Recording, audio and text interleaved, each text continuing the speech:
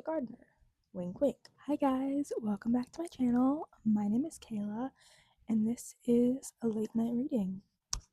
So I did a little mini series on my TikTok back when I had TikTok called Late Night Reading, and I basically film videos before I go to bed talking about books.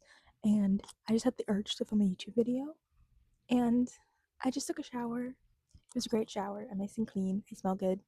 It was so hot today. Girl, it was a day. I literally was working for like 4 hours on this project, and it was hot out, and then it was pouring, and then it was hot out again, and it was humid. And I started getting a migraine, and I didn't eat the entire day, and I didn't eat until like 5 p.m., and I was like dying. I also had stats today. So it was just like a brutal work day. I wanted to go through the books that I read in the month of February, and I know I'm a little late, it's April, but better late than never. I don't really remember. I read 3 books. A book that I started in October and never finished. Mind you, the book's 200 pages. One of them was an audiobook and one was a very anticipated read. Audiobook that I listened to throughout the day. I love listening to audiobooks when I walk to classes instead of like listening to music. So if you see me walking to class, I'm most likely listening to an audiobook. So I always get through at least one audiobook a month. Time to Shine by Rachel Reed. It's these two characters, Casey and Landon, or Casey. Say Landon, like from the pit, but he is the backup goalie. So he's basically like in the AHL, and then Casey is in the NHL, and then he gets called up to the NHL. Just bear with me here. It's called up, and then they have a crush on each other, and then he stays at his house because, oh, he's in his town. I wish I read this at Christmas time because it's a very holiday cutesy, like I wanted to like cozy up in bed and read this. I believe 2 stars. The storyline is cute, and again, I said this in my heated rivalry kind of version of this. You've read One Hockey Romance, you've read them all. Am I still going to read them? Yes. Do I care that I'm going to keep giving them 2 stars because it's basically the same thing, but like, do I still find myself going back to them? Of course. Come on. I'm a girl. Leave me alone. For some reason, put it on hold on Libby, and I was like, oh, okay. So that's why I listened to it, but I would never like sit down and read it.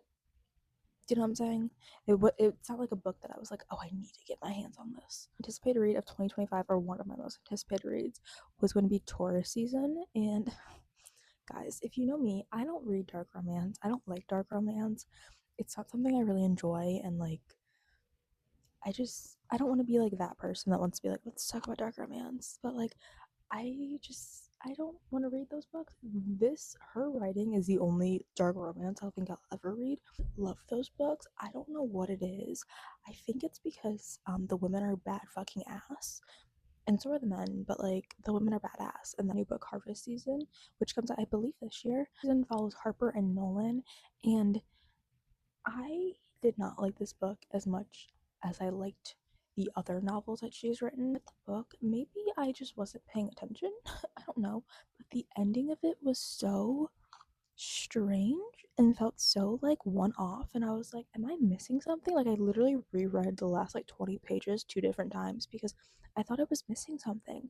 And it just felt very like, oh, and like maybe that's why she's another book coming out, but like, as of that, I was just so like disappointed in the ending, which I've never been disappointed in one of her endings before. Her other books, I love the way they end, but this one I was like, oh, I hated that.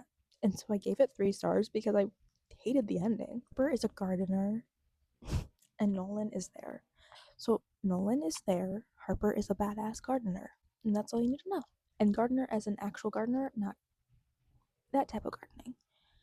I mean, I'm sure she partakes. Like, the love story was great. The plot was great. I love the plot. I love the comedy, the horror. Obviously, like, the scenes are so well written in terms of like gruesome level.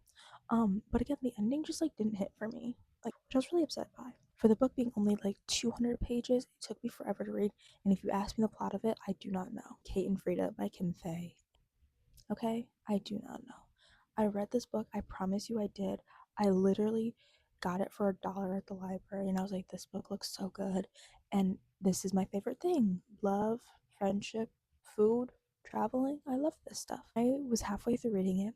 I went on TikTok on my laptop, put the reviews, and they were like, this is the most, like, in like a good way. there are people being like, this is the most like millennial book, and like it's so like millennial, and like I love it. And I was like, that's why I hate it. That could be the reason why I fucking hate this book. And I wanted to like it because, again, it's literally a novel of friendship, food, and books. Those were my three favorite things, dare I say. The way that it's set up, I love. So the first half of the book is set up in letters. So it's Kate and Frida sending letters to each other, and that's how they communicate. Frida lives in Paris, Kate lives in Seattle, is a bookseller, and Frida is basically like wanna be a war correspondent, which I thought was very random. Like, I'm not saying it wasn't random, but like I was like, that's so niche in a way. Like, I get it, it's in the early 90s, and like in terms of the commentary on war, I thought was really well done, especially in like a young person's perspective. Like, not, they're not that young, but like in someone who's like in their 20s, 30s, 40s ish perspective, I thought was really well done. How it affected her and how it like continued to affect her. I wanted to enjoy because I love books that are like that. I love when there's a letter in a book. I hate when there's text messages in books. I don't want to see a single text message bubble. I don't want to see Snapchat. I don't want to hear a DM. No. Pages I really liked. And then eventually got really repetitive, and it was like, okay, I need like dialogue, because it was like the first 20 pages was all letters. And I was like, okay, this is cool. And then it was like the first 100 pages were all letters. And then I was like, I need you guys to have dialogue. And I know this is dialogue, but like, I can't with this whole letters crossing out words. Like, it got really, really repetitive really quickly. And that's what made me not like it. It made me want to put it down. Like, 1 star, 2 star, I don't know. I did not like it. Very happy to put this book down. I'm not kidding. I was like jumping for joy when I finished it because I will force myself through a book because I don't quit. Jumping for joy when I turned for the last page. I'm not kidding. I was like, oh my god, it's finally fucking over. And I put that book in my get rid of book pile. It's literally like 250 pages. It's literally 200 pages. That's nothing. I can read 200 pages in a sitting. Again, only read 3 books. Wasn't a good strong month, but whatever. Some days or some months you read 10 books, and some months you read 1 book. And that's okay. It's still reading. Who gives a fuck? We'll see you in this exact outfit, in this exact setting, in the next video. So just go to the next one. Okay, good night.